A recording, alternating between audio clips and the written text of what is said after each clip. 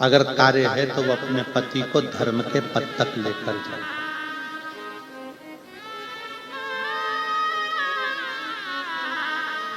और साकरी की इस पवित्र शिव महापुराण के प्रथम दिवस में आज हम आप सबसे निवेदन करेंगे, आस्था चैनल के जितने श्रोता हैं, फेसबुक यूट्यूब के जितने श्रोता हैं, या इस साकरी महाराष्ट्र की पवित्र भूमि पर जितने श्रोता भाई बहन बैठे हैं, उन सभी का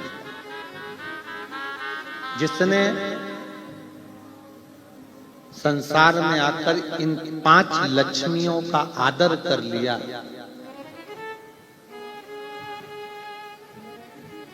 उसकी जिंदगी कभी बेकार नहीं है। कौन कौन सी 5 लक्ष्मियां हैं? पहले नंबर पर है मां, दूसरे नंबर पर है बहन, तीसरे नंबर पर है बेटी, चौथे नंबर पर है बहू और 5वें नंबर पर है पत्नी। इन 5 का अगर सम्मान कर लिया तो जगत में कहीं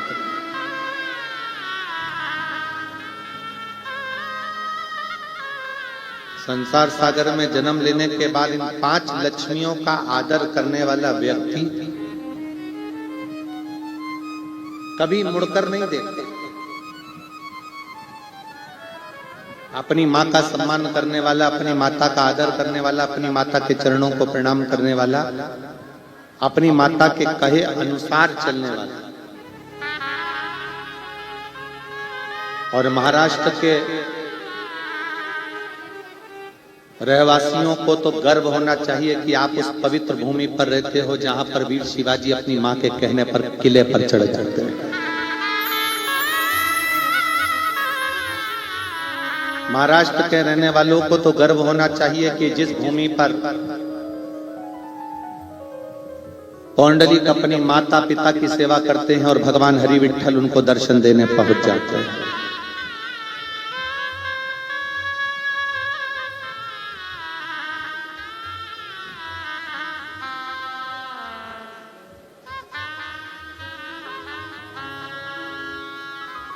महाराष्ट्र की पवित्र भूमि माता का आदर करना सिखाती है।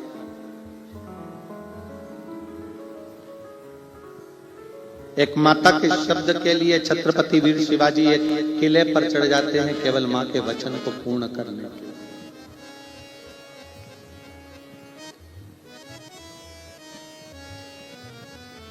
ये 5 लक्ष्मियां हैं हमारे घर की।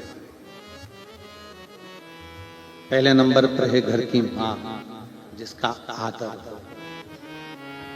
दूसरे नंबर पर है घर की बहन, उसका आदर। कई लोगों को लगता है बहन आई है तो कुछ देना पड़ेगा। शिव महापुराण की कथा कहती है गाय, ब्राह्मण, बेटी, बहन ये किसी के दरवाजे पर अगर आ जाती है तो जितना तो लेती नहीं है उससे 4 गुना देकर जाती है।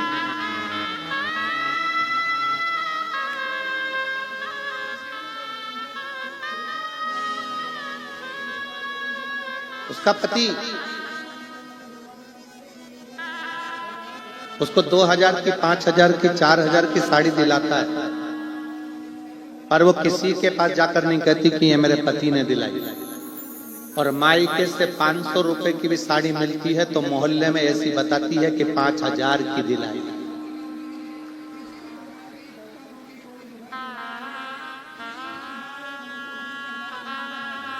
उसकी मायके के प्रति प्रीत बड़ी है।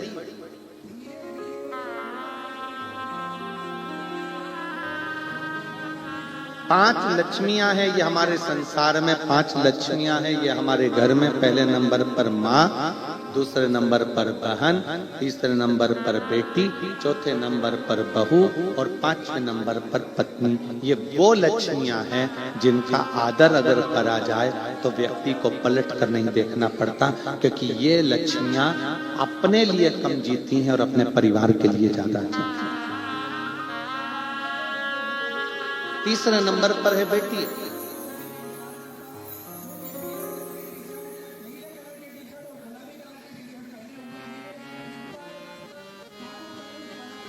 ये वो लक्ष्मी है जिसको देने पर, बहन को देने पर, बेटी को देने पर कभी घाटा नहीं, इसका आदर। चौथे नंबर पर है घर में आने वाली बहू।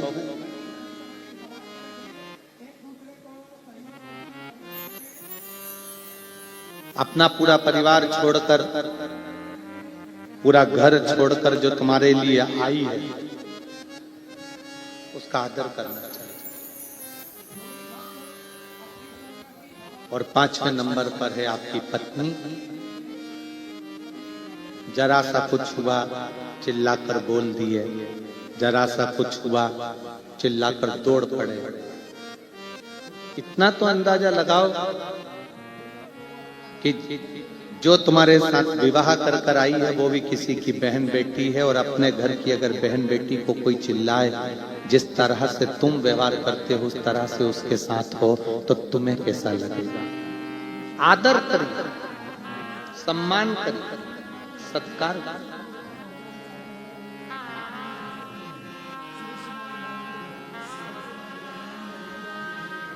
अपने घर में रहने वाली ये 5 लक्ष्मियां ऐसी हैं जिन लक्ष्मियों का आदर, इन 5 लक्ष्मियों का सत्कार, इन 5 लक्ष्मियों का सम्मान, इन 5 लक्ष्मियों का आदर जिसने कर लिया उसकी जिंदगी सार्थक है। माँ, बहन, बेटी, बहू, पत्नी, ये वो लक्ष्मियां हैं जो अपने लिए नहीं जीती हैं, अपने परिवार के लिए जीती हैं।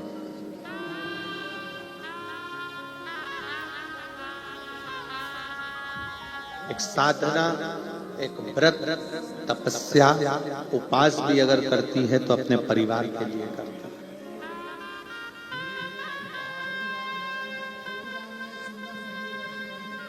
और निष्कपट भाव,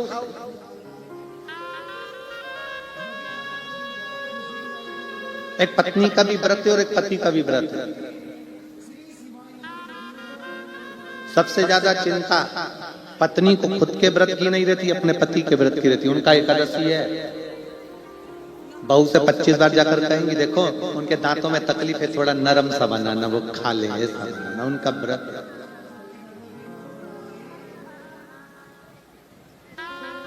स्वयं से ज्यादा चिंता उसको अपने परिवार की।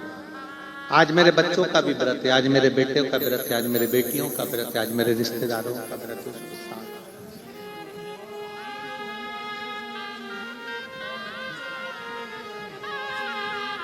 उसके हृदय की नम्रता,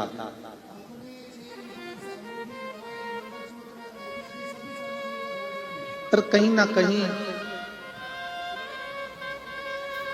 उसको दूसरे अगर प्रताड़ना देते भी हैं, दूसरे अगर अपशब्द कहते भी हैं, दूसरे अगर आड़ा टेढ़ा बोलते भी हैं, तो घर की माँ, बहन, बेटी, बहू और पत्नी को दूसरा अगर कुछ कहेगा तो बुरा नहीं लगता, पर अपने अगर कोसते, अपने अगर कुछ बोलते तो दुख लगता।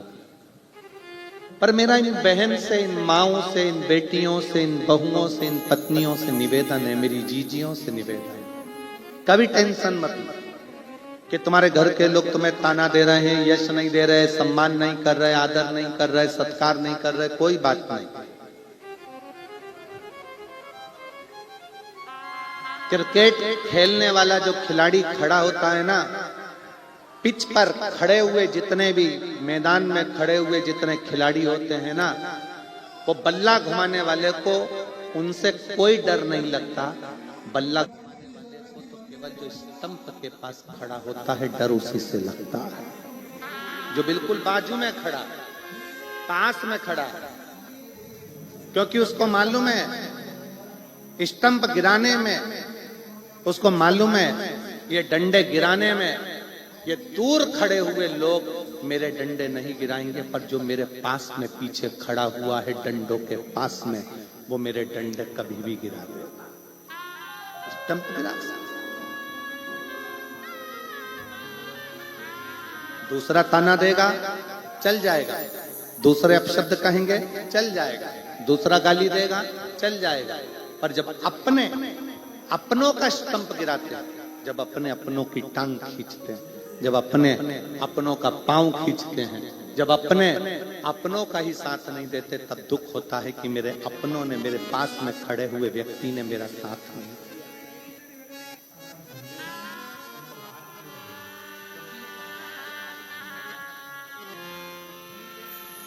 मुझे मेरे अपनों ने नहीं पूछा, मुझे मेरे अपनों ने साथ नहीं,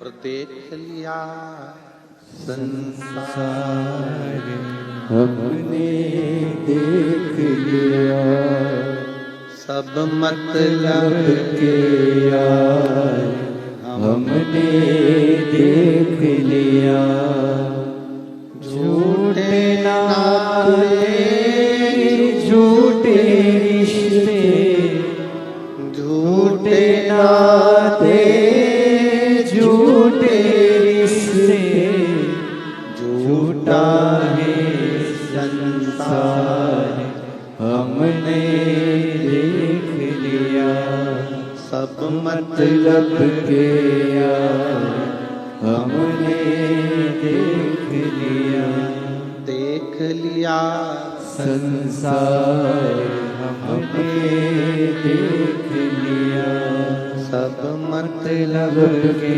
यार हमने देख लिया। इस संसार में सब मतलब,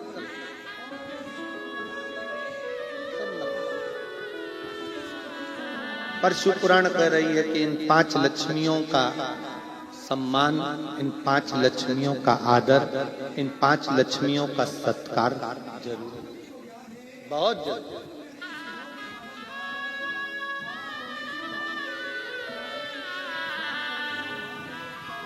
आप कितना आदर दे रहे हो, आप कितना सम्मान कर रहे हो, आप कितना सत्कार कर रहे हो, ये आपके ऊपर निर्भर है। कितना सुंदर एक संवाद आता है,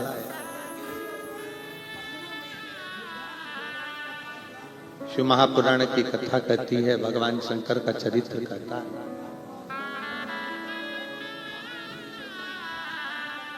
एक बार भगवान नारायण के साथ में माता लक्ष्मी जी घूमने के लिए निकले, भ्रमण के लिए।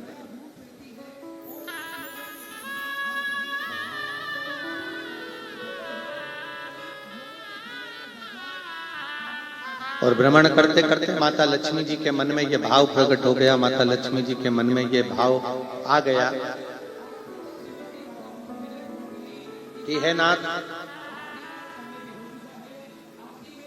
ये पूरी जो सृष्टि है, इस पूरी सृष्टि का संचार चलाने वाली मैं अकेली हूं।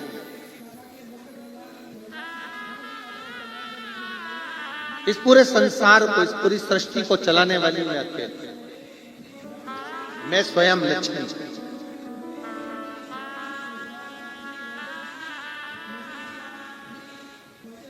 पर शिव पुराण कहती है 5 लक्ष्मियों को भी इस चीज का स्मरण रखना चाहिए। माँ को स्मरण रहे कि घर में जो पिता है वो तुम्हारे साथ है, इसलिए कहीं ना कहीं सुख की अनुभूति है।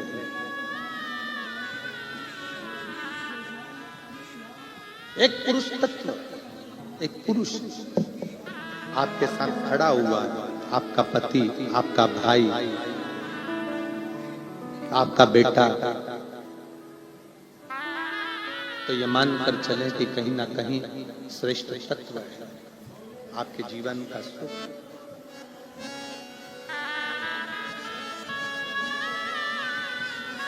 कहीं ना कहीं आपके जीवन का सुख है। शिव महापुराण की कथा कर रही है, भगवान शंकर का चरित्र कर रहा है, शिव तत्व कर रहा है, भगवान शंकर का पवित्र चरित्र वर्णन कर रहा है, शिव तत्व कर रहा है। लक्ष्मी जी नारायण जी के साथ में, भगवान विष्णु के साथ में भ्रमण करती करती निकली, और भ्रमण करते करते माता लक्ष्मी ने ये कह दिया, माता लक्ष्मी ये कह दी कि ये संपूर्ण संसार मेरे बल पर चलता, संपूर्ण संसार।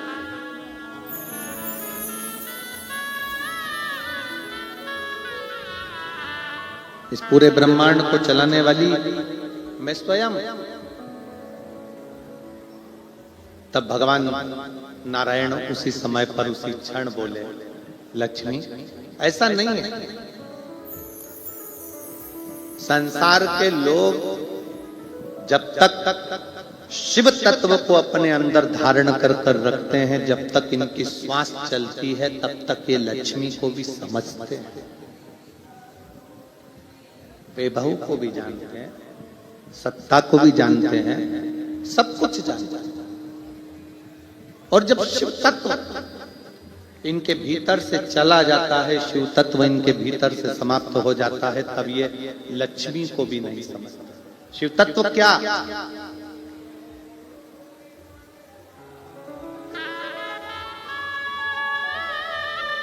शिव तत्व किसको कहते हैं? शिव महापुराण की कथा कहती है, आपकी जो श्वासें चल रही है,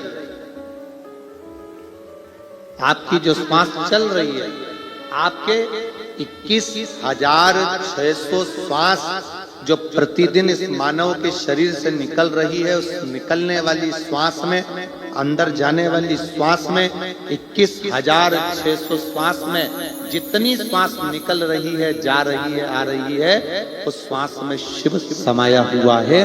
बिना शिव के श्वास भी नहीं निकलता।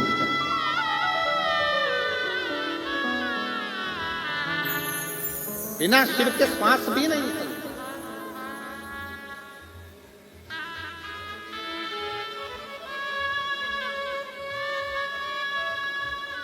जब इस शरीर में से शिव तत्व चला जाता है,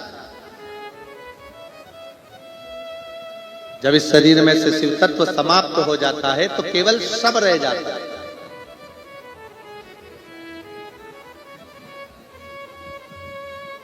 और रहा हुआ शव किसी काम का नहीं रहता, इसलिए उसको शमशान भेज दिया जाता है।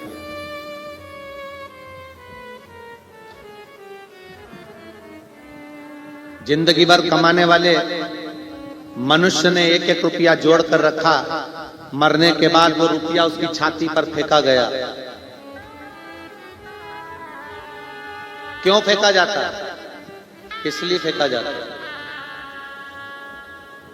क्यों उसकी छाती पर रुपया फेंका जाता है? क्यों मखाने फूल फेंके जाते हैं? क्योंकि हमारे शास्त्रों के अनुसार उसकी छाती पर पैसा इसलिए फेंकते हैं कि तू जिंदगी भर जोड़ जोड़ के मर गया, जो जोड़ने वाला राम नाम, कृष्ण नाम, शिव नाम था, उसको छोड़ दिया और पैसा जोड़ जोड़ कर मर गया। तेरी छाती पर पड़ा है पर तू उठा नहीं सकता।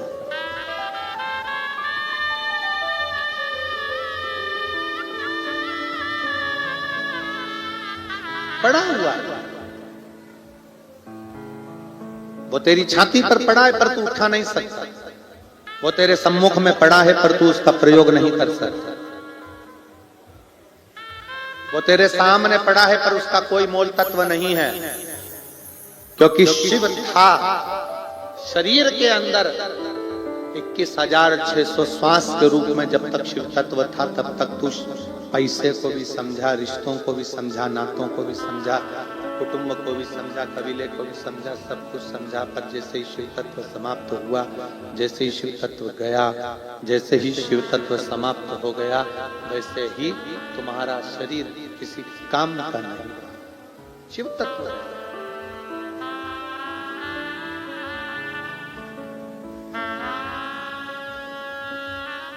और मैंने तेरे ही भरोसे, मैंने, तुम्हारी आवाज बहुत तेज आ रही है, बाहर आवाज आना चाहिए, तो यहाँ बहुत तेज आ रही है। मैंने तेरे ही भरोसे हवा बिच उड़ती जावागी, बाबा डोर हर तो छड़ी ना में कटी जागी।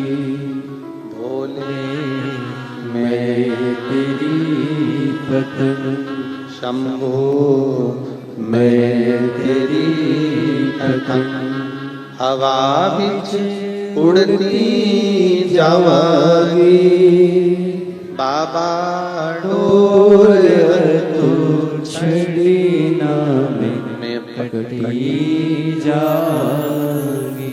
भोले मैं तेरी पतंग। अपना शिव तत्व जो अपने भीतर समाया है उस शिव तत्व को सम्मुखता रखें।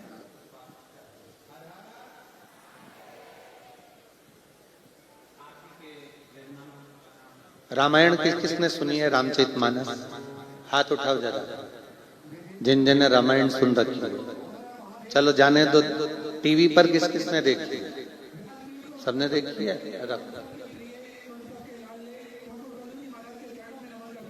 जब हनुमान जी, थोड़ा रिटर्न का प्रेशर बढ़ाइए बाबू, इसका प्रेशर थोड़ा सा बढ़ा कर रखो।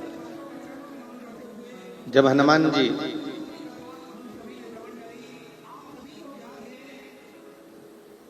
पहली बार राम जी की परीक्षा लेने के लिए सम्मुख में पहुंचे, किष्किंधा का क्षेत्र है,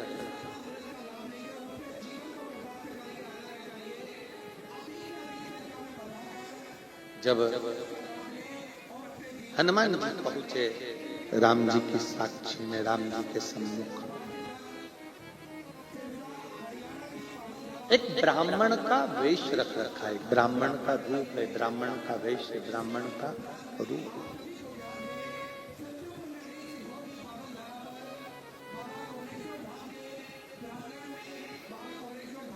सामने राम जी खड़े हैं, हनुमान जी ने ब्राह्मण का वेश बनाकर हाथ जोड़े हैं राम जी के। अब ब्राह्मण का रूप रखे हनुमान जी महाराज और सामने खड़े हैं श्री राम जी महाराज, क्षत्रिय हैं और ब्राह्मण हैं के रूप में श्री हनुमान जी महाराज हाथ जोड़े। तो दुनिया के लोगों को लगा कि ब्राह्मण सामने खड़े हुए क्षत्रिय का हाथ जोड़ रहा है, पर समझने वाला समझ नहीं पाया हनुमान जी ब्राह्मण का रूप रखकर सामने खड़े हुए राघव जी के नहीं, हनुमान जी भीतर बैठे हुए राम के हाथ जोड़कर सामने खड़े राम से भीतर बैठे राम को मिला रहे।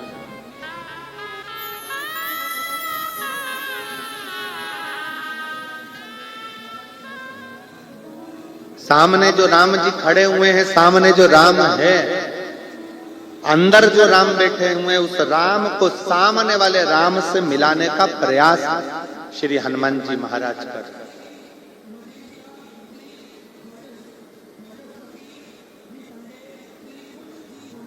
सामने वाले राम से भीतर बैठे राम को मिलाने का प्रयास श्री हनुमान जी महाराज कर रहे हैं। आप और हम शिव जी के मंदिर में क्यों जाते हैं? किस लिए जाते हैं? शिव महापुराण की कथा कहती है कि हमारी श्वासों में 21,600 श्वास में शिव समाया हुआ है। इस शरीर के अंदर, चलते हुए शरीर के अंदर जितनी श्वास है, मेरा शिव उस श्वास में समाया हुआ है। जब हम शंकर भगवान को एक लोटा जल चढ़ाने के लिए शिवालय में जाते हैं, शंकर की साक्षी जब हमारे सम्मुख में होती है, उस समय पर हमारे शिव और सामने के शिव का मिलन होता है, जिसके कारण हमारा कार्य सफल हो जाता है।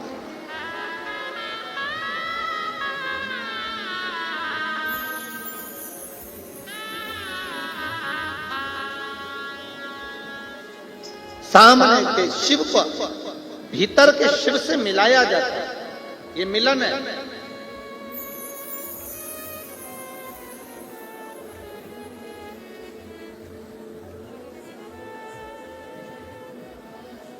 इसको मिलनता कहा जाता है।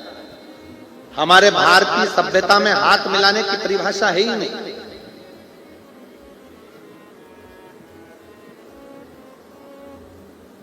हमारी भारतीय सभ्यता के अंतर्गत कंधे पर हाथ रखने की भी परिभाषा नहीं है। हाथ तो उससे मिलाया जाता है जिससे एक हाथ की दूरी बनाकर रखना पड़ता है। भारतीय संस्कृति में तो दिल मिलाया जाता है, एक दूसरे के गले लगा जाता है, प्रणाम करा जाता है, नमन किया जाता है।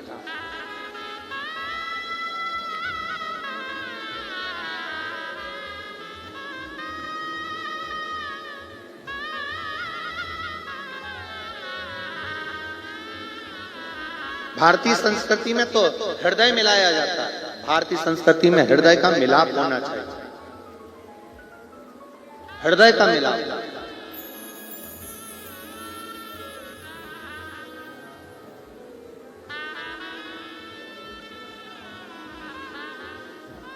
आप सबके स्मरण में होगा कि शिवजी पे जो बेलपत्र चढ़ाई जाती है, उस बेलपत्र को अगर हम लाते भी हैं तो पहले अपने मस्तक से लगा ले, अपने से।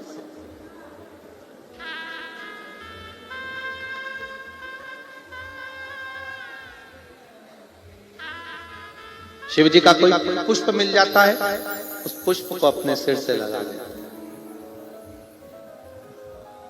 शिव जी का प्रसाद हाथ में आ जाता है, प्रसाद को अपन मस्तक से लगा लेते हैं। क्यों लगाते हैं? किस लिए लगाते हैं? कोई अतिथि, कोई अपने घर में बुजुर्ग आ गया, बड़ा आ गया, कोई संत आ गया, साधु आ गया, गुरुजन आ गया, तपस्वी जन आ गए, साधु जन आ गए, अपन उनसे कहते हैं साहब आपका हाथ हमारे सिर पर रख दीजिए, आपका आशीर्वाद दे दीजिए, मस्तक पर आपका हस्त रखाएगा तो हमारा जीवन सफल हो जाएगा, मेरी रेखाएं पलट जाएगी, मेरा भाग्य सवर जाएगा।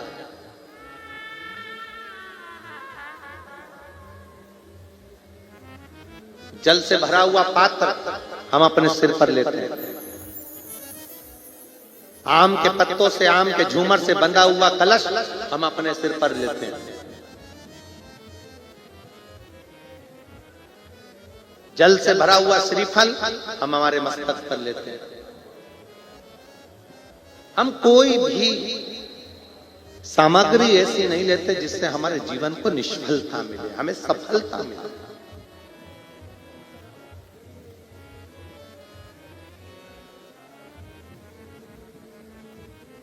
अपने भाग्य को पलटने के लिए हम भगवान शंकर के मस्तक, भगवान शंकर के चौखट पर चरणों में प्रणाम करते हैं, उसकी रज भी अपने मस्तक पर चढ़ाते हैं, जिससे हमारा भाग्य प्रबल। एक वो अगर आपने कभी स्मरण किया हो,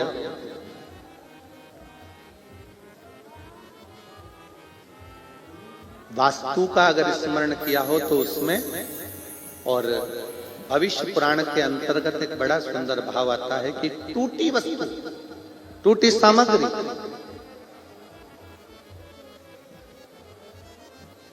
अपन प्रयोग में नहीं लेते। यहां तक कि शास्त्र कहता है कि सुबह सुबह स्नान करा, स्नान कर कर पूजन करने के लिए जा रहे हो, स्नान कर कर पाठ करने के लिए जा रहे हो, स्नान कर कर दर्शन करने के लिए जा रहे हो, स्नान कर कर भगवान का भजन करने के लिए जा रहे हो, स्नान कर कर तैयार होकर किसी अच्छे कार्य के लिए जा रहे हो। यहां तक कहा जाता है कि आपको क्या बोलते हो, यहाँ महाराष्ट्र में, हमारे यहाँ तो ये बाल को जो ऊंचते हैं उसको कंगा कहते हैं।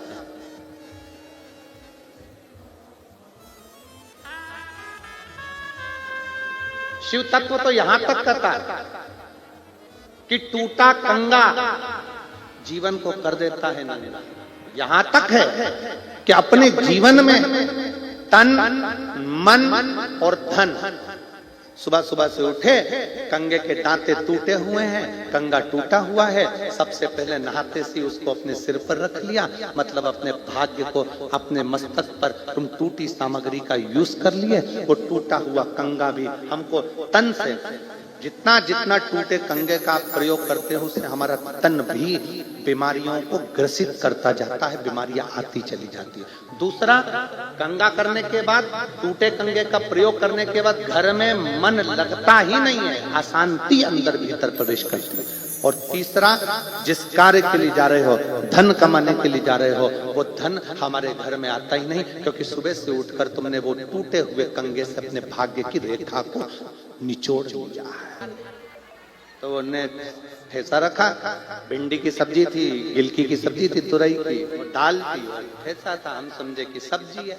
हमने कहा कि कंजूस से मासी, इतना सा रखा, सब्जी भी रखी तो इतनी सी, हमको क्या मालूम था कि इतनी सी पूरे समय चल जाती है। अब हमको तो अंदाजा नहीं था कि इतनी सी पूरे समय चल जाएगी। अब वो रखी थी इतनी सी, हमने सोचा इतनी सी तो है, एक ही टुकड़े में निपटा जाएगा। अब एक टुकड़ा रोटी का तोड़ा और उसको जो निपटाया तो वो हमको निपटा गया। मैं क्या मालूम था कि वो एक ही टुकड़ा इतना भारी पड़ेगा।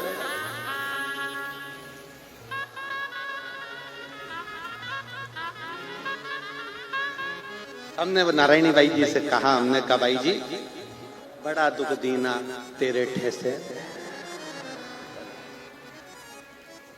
एक दिन दुख देता तो चल जाता पर 2 दिन तक दुख देता।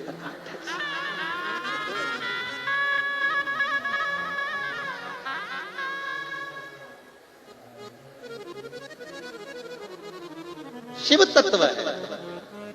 हम एक भगत को बोले कि भाई ठाकुर जी का भोग लगाना, मिश्री लिया। अब वो इतना बड़ा पैकेट और एक छोटी सी चूने की डिब्बी, छोटी सी एकदम पतली। हमने कहा ये क्या है? मिश्री। अरे हमने कहा ये मिश्री किसी काम की नहीं है, ठाकुर जी के लिए चाहिए। तो बोलो ना खड़ी शक्कर, खड़ी शक्कर बोलो। हमने कहा अच्छा हुआ आपने बता दिया, हमें महाराष्ट्र की भाषा समझ में आ गई कि खड़ी। तो पंचामृत में क्या क्या चीज चाहिए? बोलते जा जल्दी, बोलो जम के बोलो जरा। दूध, दही, घी, समझ गए? ठीक है, ये तो हो गया पंचामृत। चरणामृत में क्या चाहिए? ये तो पंचामृत हुआ। चरणामृत में क्या चाहिए? तो शिव महापुराण की कथा कहती है चरणामृत में केवल दिल का, भाव का जल चाहिए, जो भगवान को चढ़े और हम उसको पान करें और हमारे जीवन को सार्थक करें। चरणामृत और पंचामृत में अंतर भी है। पंचामृत जब लिया जाता है, पंचामृत को जब पिया जाता है, तो पंचामृत पीने के बाद हाथ को सिर पर नहीं चढ़ाते, पंचामृत पीने के बाद हाथ को दिल से लगाते हैं। और चरणामृत पीने के बाद हाथ को सिर पर चढ़ाते हैं, क्योंकि भगवान के चरणों का जल है, हमारी भाग्य की रेखा को पलटा देगा, इसलिए इसका सिर पर चढ़ना चाहिए। ये चरणामृत, ये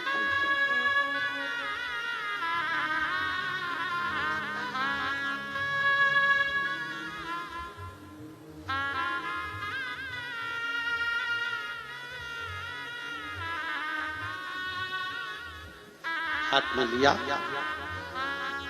चरणामृत, सिर पर चढ़ाया, पीने के बाद हाथ को सिर पर रखा। दूध, दही, शहद, शक्कर का पंचामृत लेने के बाद हाथ सिर पर नहीं रखा, हाथ को हृदय से लगाया। क्यों? क्योंकि पंचामृत भगवान के स्नान का भाव प्रकट करता है। चरणामृत भगवान के चरण के रज का भाव प्रकट करता है।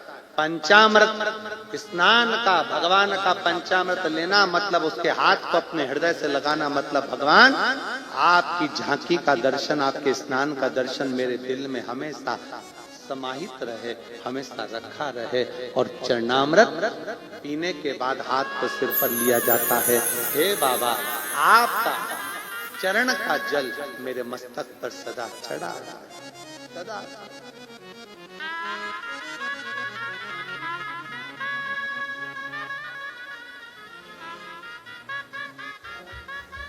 इसीलिए कहा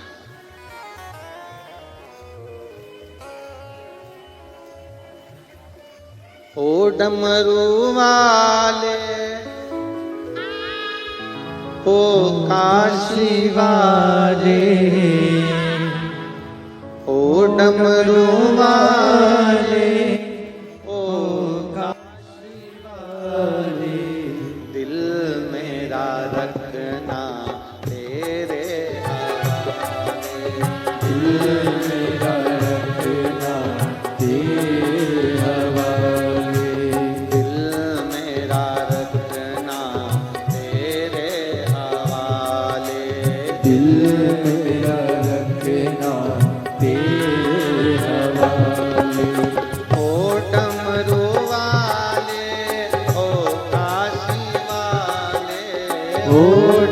डमरू वाले ओ काशी वाले ओ डमरू वाले ओ काशी वाले ओ डमरू वाले ओ काशी वाले ओ दिल मेरा रखना तेरे हवाले दिल मेरा रखना तेरे हवाले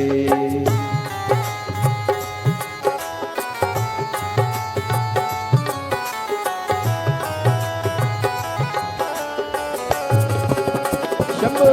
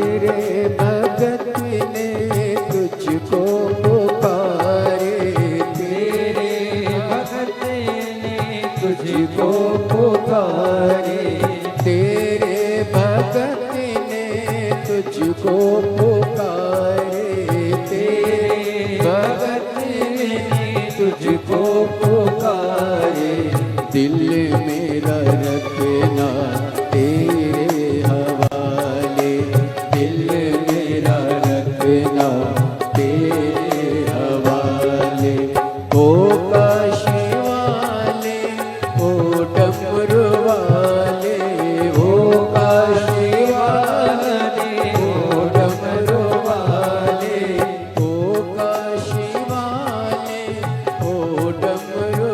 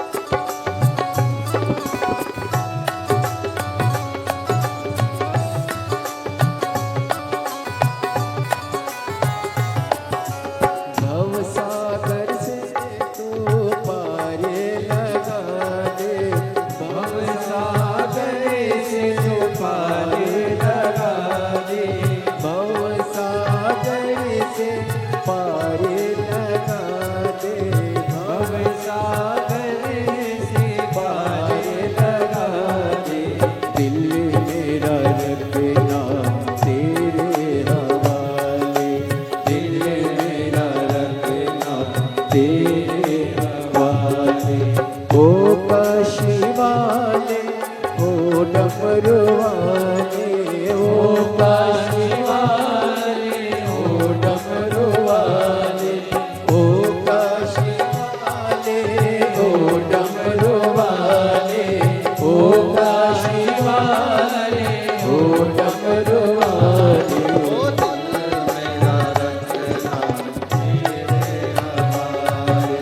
दिल मेरा रखना तेरे हवाले, दिल मेरा रखना तेरे हवाले, दिल मेरा रखना तेरे हवाले, दिल मेरा रखना तेरे हवाले, दिल मेरा रखना तेरे हवाले, दिल मेरा